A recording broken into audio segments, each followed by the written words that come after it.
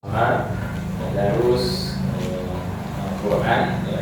Dan ini menjadi sebuah hal yang sangat baik yang harus diteruskan, harus kemudian diistiqomahkan di seluruh kajian. Tadarus dulu.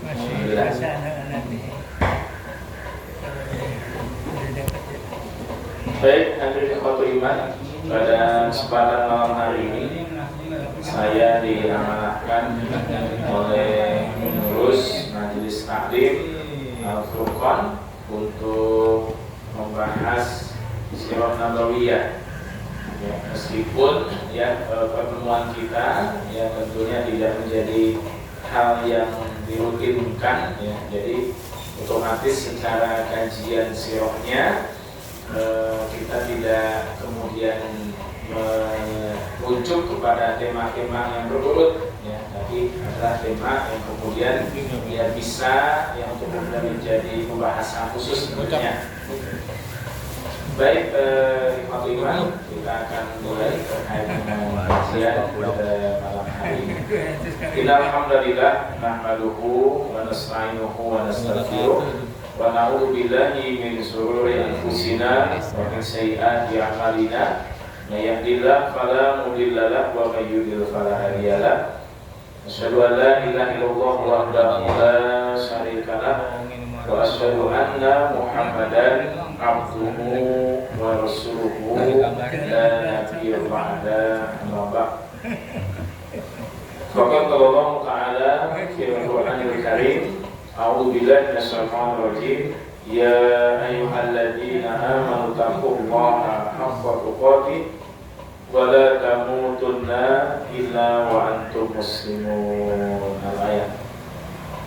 Hadirin ikhwatul iman, segala puji hanya milik Allah Subhanahu wa taala. Alhamdulillah, pada kesempatan malam hari ini kita dapat bersua kembali dalam kegiatan rutin yang diselenggarakan oleh Majelis Taklim Al-Furqan, yang terkait kegiatan pada malam Rabu, Selasa malam Rabu. Mudah-mudahan kehadiran kita yang di rumah Allah ini menjadi sebuah hal kebaikan kita di hadapan Allah Subhanahu wa taala.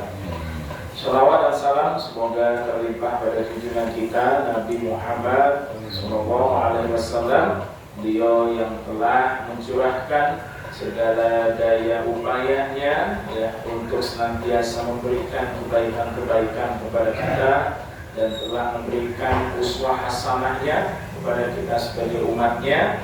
Dan mudah-mudahan dengan itu semuanya kita sebagai orang yang beriman mampu untuk istiqomah menjalankan kebaikan-kebaikan itu, sehingga kelak pada yaumil akhir kita tergolong sebagai umat yang terbaik di hadapan Allah Subhanahu wa taala. Hadirin ikhwatul iman, sebagaimana tadi saya sampaikan bahwa amanah yang diberikan kepada saya pada malam hari ini yakni terkait dengan pembahasan Sirah Nabawiyah. Maka tentunya saya akan mencoba untuk membahas terkait dengan peristiwa yang dialami oleh Nabi Muhammad SAW. Yang peristiwa itu tentunya menghadirkan pertanyaan di kalangan para tokoh dari orang-orang Quraisy tentunya. Bahkan sempat para sahabat juga yang mempertanyakan apakah benar hal itu dialami oleh Nabi Muhammad SAW. Nah, maka peristiwa itu di dalam sirah disebut dengan peristiwa Isra dan Mi'raj.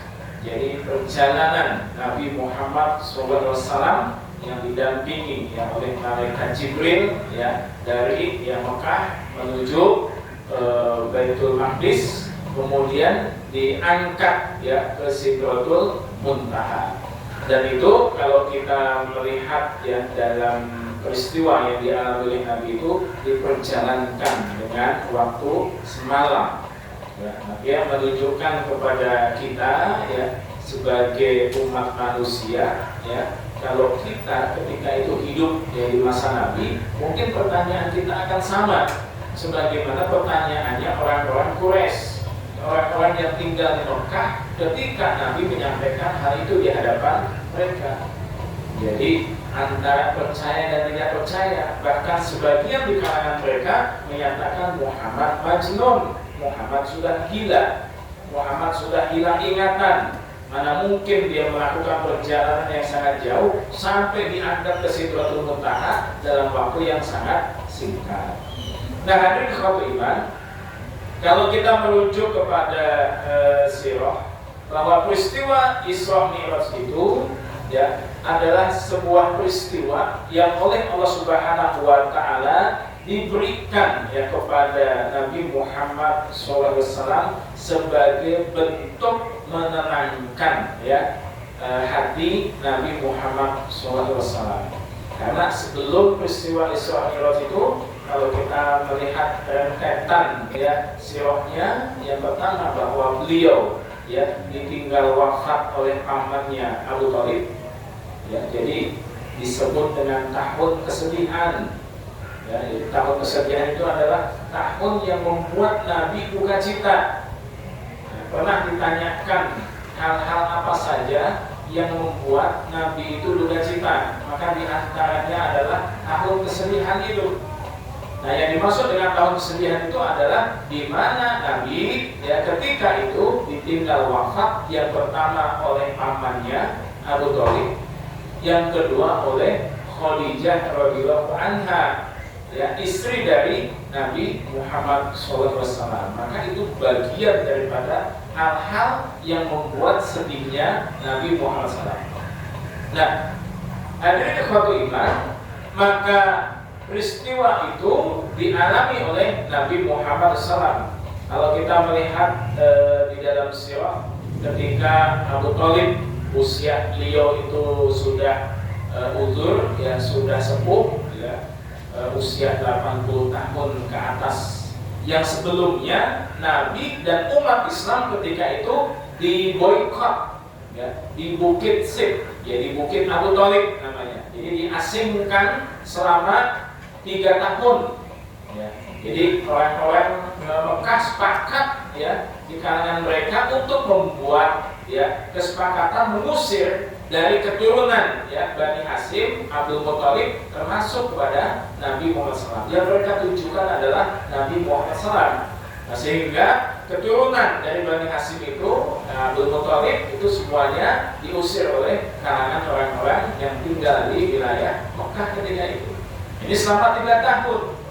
Gitu. Bahkan mereka membuat sebuah kesepakatan ya. Yang pertama bahwa tidak boleh yang mereka ada komunikasi ya dengan Nabi atau dengan orang-orang keturunan dari Bani Hashim. Gak boleh mereka melakukan transaksi ya, perniagaan jual beli. Gak boleh mereka menikahkan putra-putri mereka atau mereka menikah ya dari kalangan orang keturunan Bani Hashim maupun Abdul Muthalib. Ini selama 3 tahun lamanya. Nah, kecuali pada bulan-bulan yang diharamkan. Jadi diharamkan itu bulan-bulan yang dimuliakan.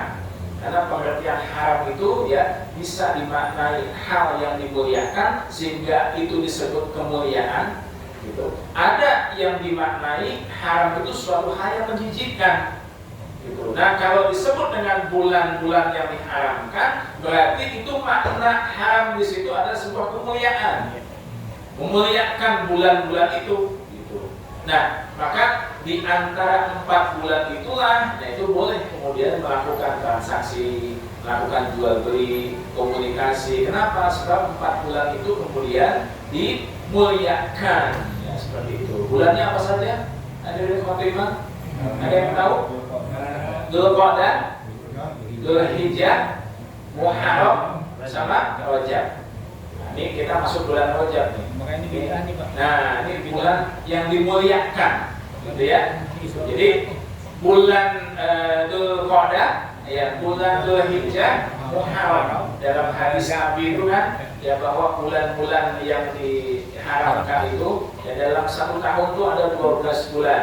Maka dalam 12 bulan itu ada 4 bulan yang diharamkan, 3 bulan berturut-turut, ya 1 bulannya sejedah. ya dengan bulan yang lain.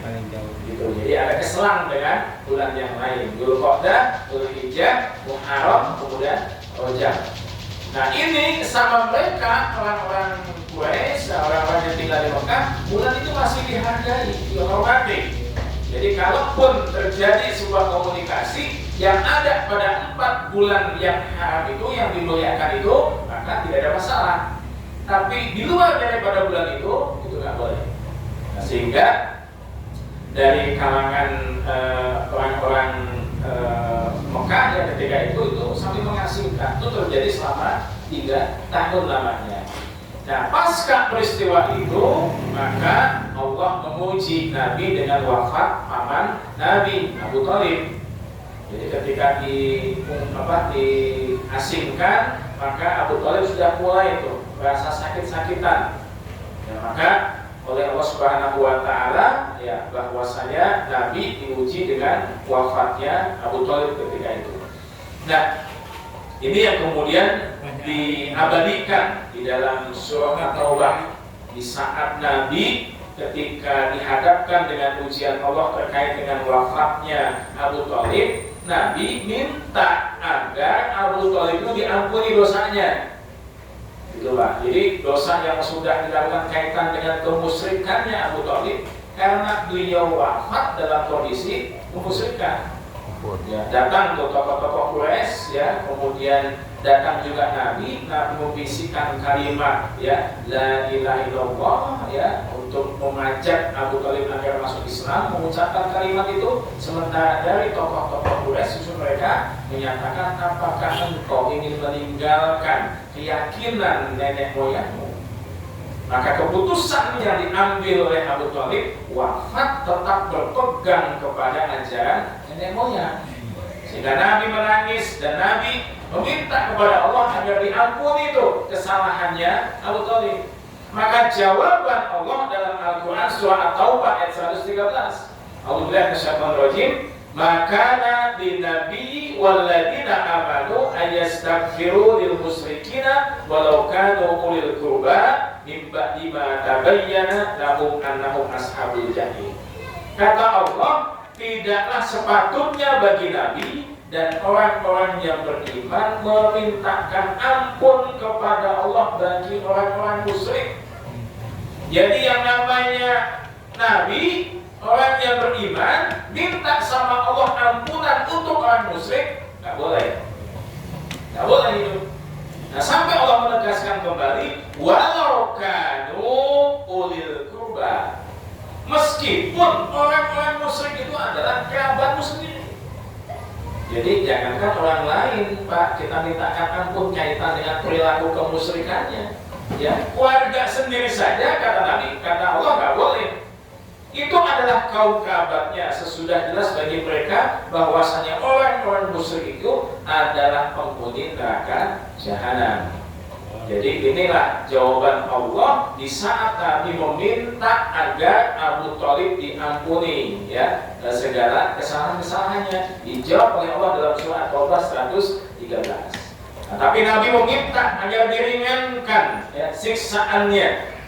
Ya, diringankan siksaannya ya pada yaumil akhir. Maka berdasarkan dengan riwayat ya, berdasarkan dengan hadis bahwa Allah memberikan keringanan siksaan kepada Abu Thalib ya, dengan cara apa?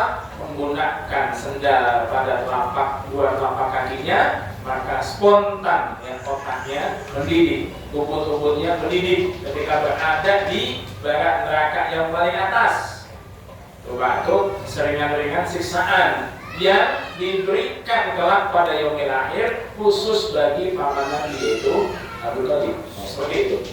Nah setelah itu wafat juga istri daripada Nabi Muhammad SAW yaitu Khadijah radhiyallahu anha. Jadi pamannya wafat, istrinya wafat. Jadi Khadijah itu adalah istri yang luar biasa pengorbanannya ya kepada Nabi Muhammad SAW ketika membantu ya bagaimana dakwah risalah Islam itu disampaikan oleh Nabi. Bahkan Khadijah semua hartanya diserahkan untuk Nabi untuk mendakwahkan ajaran Islam. Kalau dalam sirah itu hartanya Khadijah ketika dikumpulkan dijadikan jadi satu harta Khadijah, dikumpulkan dengan harta-harta orang Arab Mekah, mereka jadi satu, disandingkan dengan harta Khadijah, masih banyak harta Khadijah. Jadi janda kaya raya, janda 2 kali itu. Ya, tinggal wafat, suami yang pertama, suami yang kedua, kemudian tidak menikah lagi, sampai datang tuh tokoh-tokoh, ya, kemudian pejabat-pejabat, ya, pengusaha-pengusaha untuk yang meminang Khadijah radhiyallahu anha. Tapi satu pun nggak diterima, coba, nggak diterima tuh. Nah akhirnya kepincut oleh Nabi Muhammad SAW, ya, sehingga menikah dengan Nabi. Nah, ketika menikah dengan Nabi, kemudian masuk Islam, kemudian segala dakwah Nabi itu ditopang dengan hartanya Khadijah radhiyallahu anha. Itu wafat, membuat bagaimana sakit duka citanya Nabi Muhammad SAW. Nah, setelah itu peristiwa yang ketiga bahwa Nabi melakukan hijrah ke Taif. Jadi udah ditinggal wafat oleh pamannya, ditinggal wafat oleh istrinya, ya. Yang ketiga, Nabi mendapatkan perintah untuk hijrah ke Taif. Ketika itu ditemani oleh anak angkatnya Zaid bin Harithah. Zaid bin Harithah itu adalah anak angkat Nabi Muhammad SAW, menemani Nabi ketika hijrah ke Taif.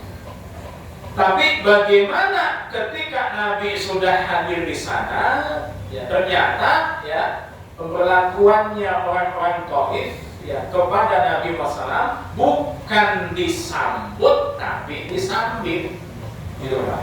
Jadi bukan disambut dengan cara yang hangat, ya, sebagaimana layaknya tamu dan lain sebagainya, tapi justru Nabi mendapatkan penganiayaan ketika Nabi berada di Taif itu. Bahkan sampai Nabi dilempari batu, ya, sehingga Nabi kemudian mencoba untuk menyelamatkan diri dengan Zaid bin Harithah. Ya, sampai akhirnya ya Nabi yang mengalami kesedihan yang sangat luar biasa. Sehingga inilah ketika Aisyah bertanya kepada Nabi, hal-hal apa saja yang engkau alami yang terkait dengan duka cita yang mendalam.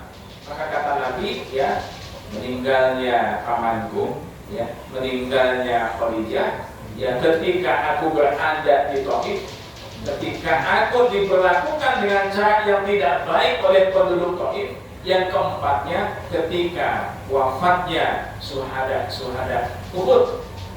Ini Nabi sedih, terutama paman Nabi, ya, Hamzah bin Abdul Muthalib. Ini Nabi sedihnya luar biasa. Ya, maka Nabi sampai tak kuat ketika melihat jasadnya Hamzah. Jasadnya Hamzah itu Pak dibelek, ya, dibelek dadanya, diambil jantungnya, dimakan sama hidung, dilepahin lagi tuh jantungnya yang dimakan oleh hidung. Ya, Nabi ketika melihat tuh nggak tega melihatnya, ya, nggak bisa melihat seperti itu. Itu sedihnya sangat luar biasa. Itu dialami oleh Nabi. Nah, maka Allah Subhanahu wa Ta'ala memberikan, ya, kepada Nabi Muhammad SAW yang pertama sebelum peristiwa Isra Mi'raj itu, Nabi dihadirkan oleh segerombolan jin yang mereka mendengarkan, ya, bacaan, ya, Al-Quran yang dibaca oleh Nabi, kemudian mereka menyatakan keimanannya di hadapan Nabi. Jadi sebelum para jin itu, ya, hadir, maka terlebih dahulu, ya, malaikat. Yang pertama malaikat Jibril, yang kedua malaikat penjaga gunung. Maka kata malaikat penjaga gunung, wahai Muhammad, ya Rasul, apakah perlu, ya, kami timpakan, ya, gunung ini kepada mereka sebagai, ya, balasan atas perilaku mereka kepada dirimu? Maka kata Nabi, nggak usah, ya, jadi nggak usah dibalas seperti itu, ya, karena mereka belum mendapatkan petunjuk, ya. Maka kelak akan muncul dari tulang rusuk mereka orang yang sangat luar biasa pemahamannya terhadap ajaran agama. Ada yang menyatakan bahwa muncul di situ adalah Abu Hurairah radhiyallahu anhu. Jadi Abu Hurairah itu Pak muncul dari tempat itu di daerah Taif itu, Ini sebagaimana apa yang Nabi sampaikan ya di hadapan malaikat, maka ya semoga ya muncul kelak ya dari tulang rusuk mereka ya orang yang memahami terhadap ajaran-ajaran agama. Maka muncul tuh Abu Hurairah.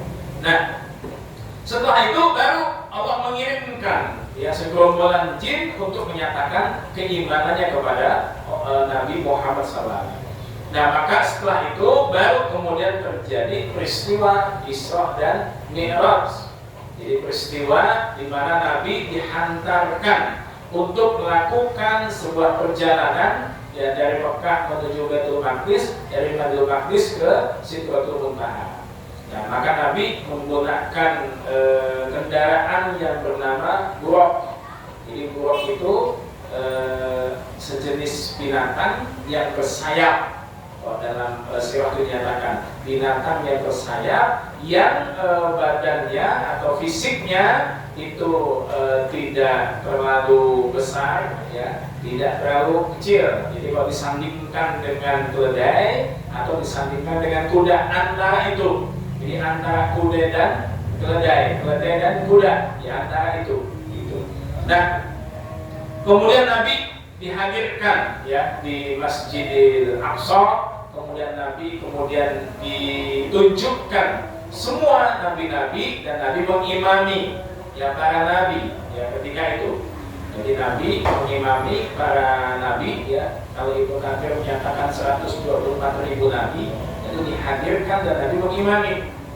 Jadi jumlah nabi yang sesuai tafsir Ibnu Katsir itu 124.000. Berarti kalau ketika itu Nabi mengimami, berarti Nabi mengimami seluruh Nabi yang Allah Subhanahu wa Ta'ala hadirkan. Maka kemudian Nabi ya dihantarkan, ya, dimi'rajkan ya oleh Allah Subhanahu wa Ta'ala dengan dikawal oleh malaikat Jibril ketika itu. Maka kemudian pada malam itu ya Nabi Muhammad SAW ya berada di langit yang pertama. Jadi ketika masuk naik ke langit yang pertama itu, maka malaikat Jibril meminta izin ya kepada malaikat penjaga langit. Ini menunjukkan bahwa setiap langit-langit itu ada penjaganya. Maka malaikat Jibril meminta izin untuk bisa ya masuk ke langit yang pertama. Maka diizinkan, kemudian Nabi ya bertemu. Ya, ditemukan ya oleh Allah dengan Nabi Adam alaihissalam. Maka ya Nabi mengucapkan salam, dijawab salamnya oleh Nabi Adam, dan kemudian Nabi Adam bersaksi tentang kerasulan Nabi Muhammad SAW. Kemudian Nabi dihantarkan lagi ke langit yang kedua. Maka Jibril meminta izin agar dibukakan pintunya untuk beliau. Di sana beliau melihat Nabi Yahya ya bin Zakaria dan Nabi Isa bin Maryam. Jadi di langit kedua ketemu sama Nabi Yahya dan Nabi Isa.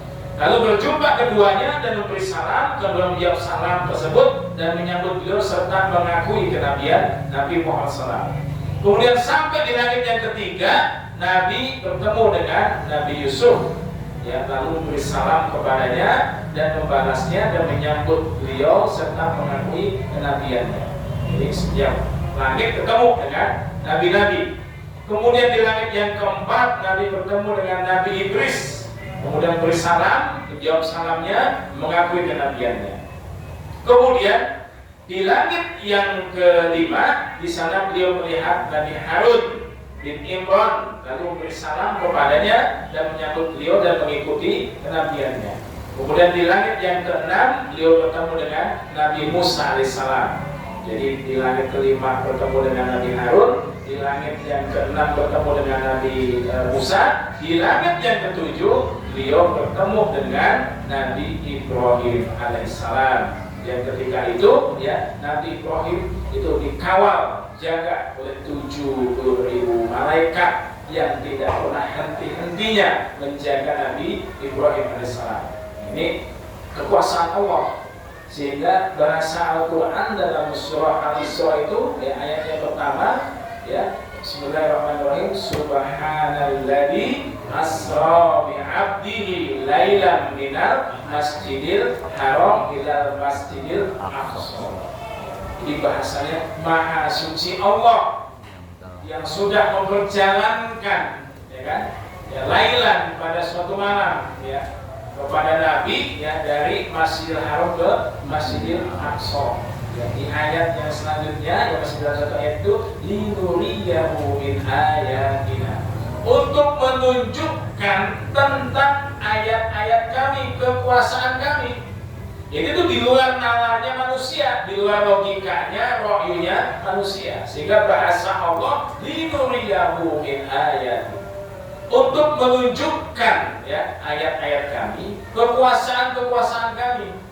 Jadi bagaimana seorang manusia bisa diperjalankan sampai ke langit pertama, langit kedua, langit ketiga, langit keempat, kelima, keenam, ketujuh. Itu luar biasanya dong.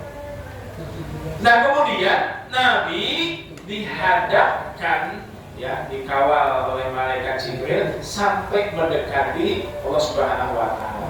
Malah hadis riwayat menyatakan bahwa Nabi tidak bertemu dengan Allah. Jadi ada jarak antara Nabi dan Allah. Jadi tidak melihat, dia bertatap langsung dengan Allah. Nah, ini diantaranya itu qayyim, ya, menyinggung tentang perbedaan, ya, persepsi seputar melihatnya beliau terhadap Rabb-nya. Dia juga menyebutkan ucapan Ibnu Taimiyah mengenai hal ini, yang inti dari pendapat-pendapat yang disebutkannya tersebut menyatakan bahwa ru'yah dengan mata telanjang sama sekali tidak valid. Jadi Nabi tidak melihat, tapi ada jarak antara Nabi dan Allah Subhanahu wa taala. Maka di situ Nabi mendapatkan perintah, ya, untuk melaksanakan syariat sholat. Berapa waktu ketika itu? 50 waktu. Ya kan Pak, 50 waktu tuh sholat, ya, diwajibkan, ya, kepada Nabi dan umatnya, ya kan. Maka begitu sampai ke langit yang kelima, bertemu dengan Nabi Musa bertanya, apa yang Allah wajibkan kepada engkau dan umatmu? Sholat 50 waktu. Kata Nabi Musa, nggak akan sanggup. Minta lagi keringanan sama Allah. Jangan 50 waktu, minta lagi tuh Nabi menghadap Allah, minta keringanan. Ya, sampai akhirnya disepakati tuh, ya, Allah memberikan, ya, terkait dengan syariat untuk menjalankan ibadah sholat itu 5 waktu. Begitu nyampe ke dalam Nabi Musa, kata Nabi, aku malu, ya, kalau harus menghadap lagi, ya, untuk minta keringanan lagi, gitu Pak. Jadi dikasih dari 50 waktu, turun sampai 5 waktu. Kata Nabi Musa, nggak sanggup umatmu, minta lagi. Kata Nabi, malu aku minta sama Allah lagi. Nah sehingga sungguh aku malu kepada Robku, aku rela dengan hal ini dan menerimanya. Setelah beliau menjauh, terdengarlah suara menyeru, aku telah memperlakukan farduku dan aku telah memberikan keringanan kepada para hambaku. Jadi sholat 5 waktu itu Pak, itu bukti keringanan Allah untuk hambanya. Tapi yang menjadi pertanyaan, terkadang hamba dengan sholat 5 waktu itu macam-macam, gitu. Bagaimana mereka mengamalkan yang 5 waktu itu? Subuhnya kesiangan, zuhurnya di kerjaan, asarnya nanggung kerja, maghribnya di perjalanan, isanya kecapean, gitu. Ini kapan sholatnya?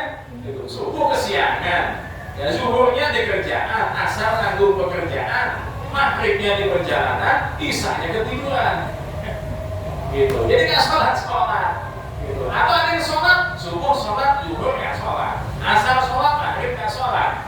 Padahal kalau kita melihat, ya, nanti insya Allah kita akan bahas keutamaan, ya, bagaimana keutamaan sholat itu luar biasa. Sampai ya Allah tuh memberikan keutamaan luar biasa dalam ibadah sholat itu, gitu. Jadi tapi ibadah sholat yang paling utama adalah sholat subuh, gitu. Jadi sholat subuh itu ibadah yang sangat luar biasa, gitu. Kemudian sholat isya juga ibadah yang sangat luar biasa.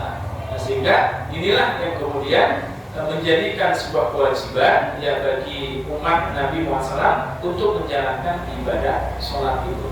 Nah, hadir ikhwatul iman, maka setelah hal itu, ya, disampaikan, ya, Allah sudah memberikan, ya, perintah, ya, kepada Nabi terkait dengan syariat sholat itu, maka kata Nabi, aku diperjalankan ya oleh malaikat Jibril untuk melihat bagaimana kondisi orang-orang yang ada di surga dan orang-orang yang ada di neraka.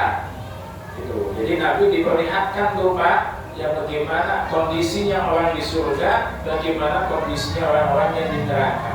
Maka ketika aku melihat ya orang-orang yang ada di neraka, ya, yang pertama kata Nabi Muhammad SAW di dalam hadis bahwasanya aku diperlihatkan. Ini kita azan dulu.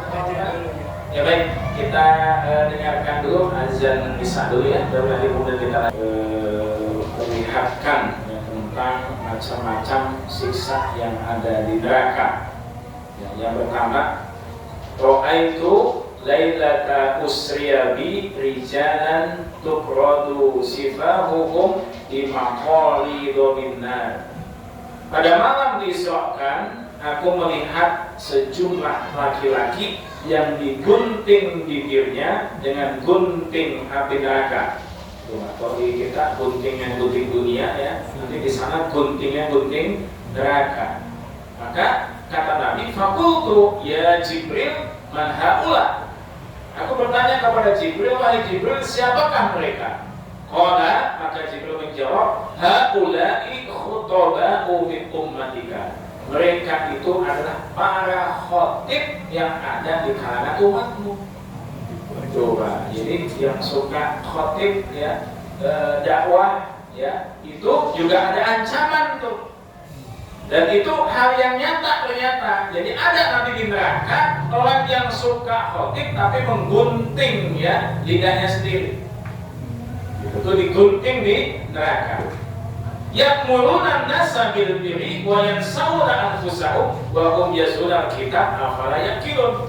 Mereka perintah kebaikan kepada orang lain, namun mereka sendiri lupa akan dirinya sendiri. Mereka membaca Al-Quran, apakah mereka tidak memikirkannya? Ini dalam hadis riwayat Imam Ahmad. Jadi kalau ada ya seorang mubalik yang justru ketika dia ceramah ya ceramahnya ya kemudian memberikan kepada hal-hal ketidakbaikan untuk dirinya sendiri. Maka dalam hadis yang lain dinyatakan bahwasanya nanti ada juru dakwah yang dakwahnya di depan pintu gerbang neraka. Jadi ternyata yang namanya ustadz mubalik juga ya banyak warningnya, peringatannya. Itu jadi tidak kemudian ada kebaikan-kebaikan, tapi juga bagaimana peringatan Nabi ya terkait kepada orang yang menyampaikan ya juru dakwah itu. Makanya ya prinsipnya dakwah itu menyampaikan apa yang disampaikan oleh Allah dan Rasulnya, istiqomah dengan apa yang disampaikan oleh Allah dan Rasulnya. Ini ada ancamannya. Kemudian yang kedua, pada malam diisrakan, maka ketika sampai di langit ketujuh, aku melihat ke atasku, ternyata aku melihat halilintar. Dilihatkan sama Allah halilintar kepada Nabi, kilat dan petir. Kemudian aku diperlihatkan pada suatu kaum yang perutnya besar seperti rumah yang penuh dengan ular-ular. Jadi Allah Nabi diperlihatkan ya oleh Allah itu ya sebuah kaum, suatu kaum yang kondisi mereka itu perutnya besarnya seperti sebesar rumah. Itu hal yang di luar nalar, tapi itu nyata di akhirat nanti. Ternyata ada orang yang perutnya sebesar perut yang ada sebesar rumah perutnya itu. Kalau kita kan perut kita udah mulai maju ke depan ya mungkin ukuran itu udah gak seberapa. Tapi di akhirat nanti ada kondisi perut manusia yang lebarnya ya sebesar rumah dan penuh dengan ular-ular yang ular itu ya menggigit-gigit perut-perut itu. Gitu. Kemudian aku bertanya kepada Jibril, man haula ya Jibril, siapa mereka itu wahai Jibril? Maka kata Jibril, qala haula ini akal riba. Mereka itu adalah pemakan hasil riba. Jadi kalau makan riba itu seperti itu. Itu Nabi ditunjukkan di neraka tentang siksa-siksa kondisi di neraka itu. Nah kemudian pada malam aku disolatkan, aku melihat seorang laki-laki yang berenang di sebuah sungai dan disuapi dengan batu. Setelah aku tanyakan, disampaikan kepadaku, itulah orang-orang yang suka makan riba. Jadi berenangnya di neraka. Kalau berenangnya di dunia saya Pak. Jadi berenangnya di neraka. Nah, maka dilempari dengan disuapi mulutnya dengan batu. Maka itu adalah orang yang suka makan riba. Yang selanjutnya, bahwa pada malam disolatkan aku, maka aku melihat suatu kaum yang memiliki bibir seperti bibir unta. Ya, nah, bibir unta tuh tebus, tipis atau tebal? Nah, tebal. Kalau manusia kayaknya nggak ada yang seperti bibir unta. Nah, di neraka nanti ternyata ada orang yang bibirnya setebal bibir unta, gitu. Ya. Maka kata Nabi, ya, di tengah mereka ada orang yang dipercaya menarik bibir itu. Udah tebel Pak, ditarik itu sama orang bibirnya tuh. Nah, kemudian kata Nabi, kemudian ke mulut mereka dimasukkan batu dari neraka.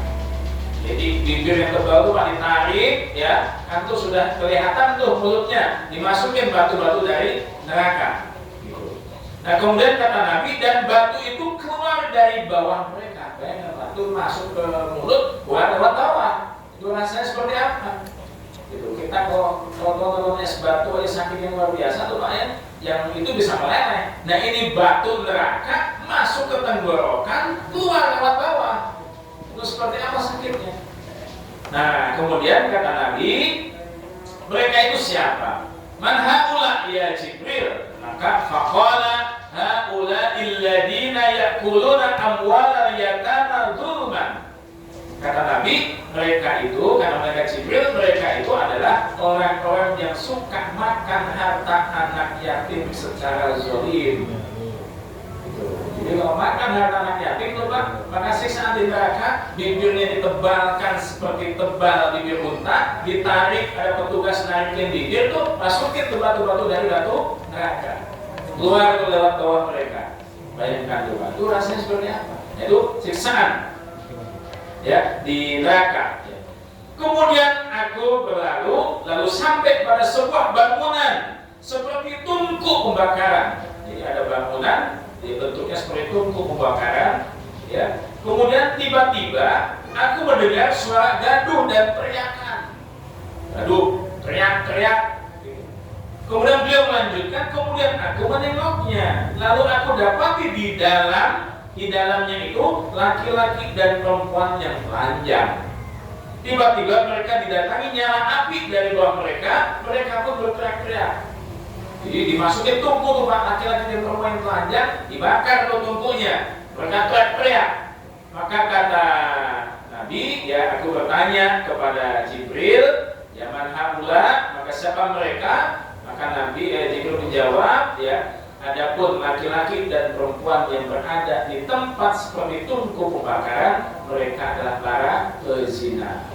Jadi orang yang berzina itu Pak, kumpulnya jadi satu ditumpuk, dibakar tuh, ya, oleh api neraka, teriak-teriakan di mereka.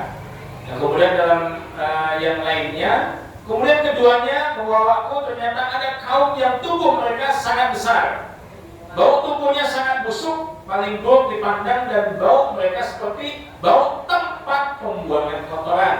Kalau kita berarti spit tank. Jadi ada yang orang badannya besar Pak, tapi badannya baunya kayak spit tank, bau busuknya kayak spit tank. Aku tanyakan siapakah mereka, maka keduanya menjawab mereka adalah pezina laki-laki dan perempuan. Ini banyak sekali, ya, Nabi diperlihatkan tuh bagaimana kondisi-kondisi di neraka ketika Nabi, ya, diperjalankan dalam peristiwa Isra dan Mi'rajnya. Maka ketika Nabi sampai, ya, di Mekah, maka Nabi menyampaikan hal itu di hadapan Abu Jahal ketika itu. Yang kemudian ketika itu, ya, disepakati, udah sampaikan saja di banyak. Maka anggapan orang-orang Quraisy, tokoh-tokoh Quraisy, kalau Muhammad menyampaikan peristiwa yang dialami oleh Muhammad, ya, kami yakin, ya, Muhammad akan dipermalukan di hadapan orang, dan Muhammad akan dikenal sebagai orang pendusta di kalangan orang-orang kita, orang-orang Arab itu. Ini keyakinan mereka. Tapi tentunya ketika Nabi sudah sampaikan, benar saja terjadi. Orang-orang Arab di kalangan Mekah mereka nggak percaya. Sampai ada sebutan Muhammad Majnun, Muhammad orang gila. Sahabat-sahabat masih meragukan juga tuh antara percaya dan tidak ketika Nabi melakukan perjalanan itu. Mungkin kalau kita ya ditakdirkan oleh Allah hidup semasa dengan Nabi dan Nabi beritahu kepada kita, kita pun juga pasti ada keraguan. Karena hanya sahabat yang meyakinkan apa yang Nabi sampaikan terkait dengan peristiwa itu adalah Abu Bakar As-Siddiq saja. Dan padahal ketika itu Abu Bakar tidak ikut mendengarkan apa yang Nabi sampaikan. Karena kondisi Abu Bakar sedang berada di kebunnya, di kebun kurmanya, didatangi itu oleh Abu Lahab, oleh Abu Jahal, ya, oleh tokoh-tokoh yang lain terkait dengan apa yang disampaikan oleh Muhammad, kata Abu Jahal itu. Maka kita datangi saja tokoh intelektual kita, ya Abu Bakar, ya. Kalau Abu Bakar sudah tidak percaya, sudah habis itu Muhammad. Begitu datang, ya, menghadap Abu Bakar menceritakan. Maka kata Abu Bakar As-Siddiq radhiyallahu anhu, ya ketahuilah bahwa apa yang datang dari Nabi Muhammad aku percaya. Apa yang diwahyukan oleh Nabi aku percaya. Ya, bahkan peristiwa dari yang dialami oleh Nabi ini pun ya la usaddiquhu ala abada bin hada. Lebih daripada itu pun aku masih percaya. Ya, aku pasti membenarkan peristiwa yang lebih daripada itu kalau yang mengalaminya adalah Nabi. Bahkan ya ketika aku dihadirkan oleh sahabat-sahabat dan melihat tembok itu warnanya putih, ya, tapi kemudian Nabi datang dan Nabi menyatakan tembok itu bukan putih tapi hitam warnanya, maka aku akan butakan mataku dan aku akan menyatakan tembok itu bukan putih tapi hitam. Itu keyakinannya Abu Bakar. Makanya Nabi memberikan gelar As-Siddiq, orang yang membenarkan apa yang datang dari Allah dan Rasulnya. Begitu luar biasa tuh. Sampai kata Abu Bakar sudah begini saja. Kalau kalian, ya anda nggak percaya, kita tanyakan ya kepada Nabi apa yang beliau alami ketika berada di Masjidil Aqsa. Begitu ditanyakan ya tentang ciri-ciri daripada kondisi Masjidil Aqsa itu. Ya, karena ada sebagian orang-orang Arab yang sudah pernah hadir di sana sehingga tahu tuh kondisinya. Ya, maka Allah menunjukkan ya di hadapan orang banyak ketika itu bagaimana Nabi menyebutkan satu persatu ciri-ciri dari kondisi Masjidil Aqsa. Masjid Aqsa itu ditunjukkan semuanya tuh. Ternyata benar adanya tiangnya, posisinya, kondisinya, semuanya disebutkan dan tidak ada satupun yang terlewat. Maka kata Nabi, aku ketika diisrokan, ya, aku melihat ada kafilah dagang yang kehilangan unta. Maka aku menunjukkan keberadaan untanya itu di mana. Ya, maka tunggu saja kafilah dagang itu akan hadir ke sini. Silahkan tanyakan, apakah dalam perjalanannya itu kehilangan untanya. Udah, itu menjadi sebuah istilahnya alasan, ya, penguat. Maka ditunggu-tunggu kedatangan, ternyata datang tuh kafilah dagang yang dilihat oleh Nabi. Begitu datang yang ditanyakan, apakah kalian ketika melakukan perjalanan pernah ya itu kehilangan unta? Maka kata mereka, iya, kami pernah kehilangan unta ketika kami melakukan perjalanan. Maka ada orang yang berteriak memberikan tahu kepada kami tentang keberadaan unta kami. Itu, nah, ternyata itu benar adanya. Tapi tetap saja ya kondisi mereka orang-orang kafir Quraisy tidak percaya ya terkait dengan apa yang Nabi alami itu. Nah, mudah-mudahan hadirin khotimah dengan apa yang kita sama-sama baca ya dalam sirah Nabawiyah ya terkhusus terkait dengan peristiwa Isra Mi'raj itu semakin meningkatkan yang keimanan kita bahwa apapun ya yang Allah Subhanahu wa Ta'ala ya itu tunjukkan kepada kita itu semata-mata kekuasaan Allah, meskipun itu di luar nalar akal kita ya ra'yu kita, tapi itu menunjukkan bagaimana maha sucinya Allah dan bagaimana Allah menunjukkan kekuasaan-kekuasaannya ya di hadapan makhluk-makhluknya. Kiranya ini yang bisa disampaikan. Kurang lebihnya saya mohon maaf. Aku lupa lihat wa astaghfiruh. Rabbana atina fid dunya hasanah wa fil akhirati hasanah wa qina adzabannar. Rabbil alamin. Assalamualaikum warahmatullahi wabarakatuh.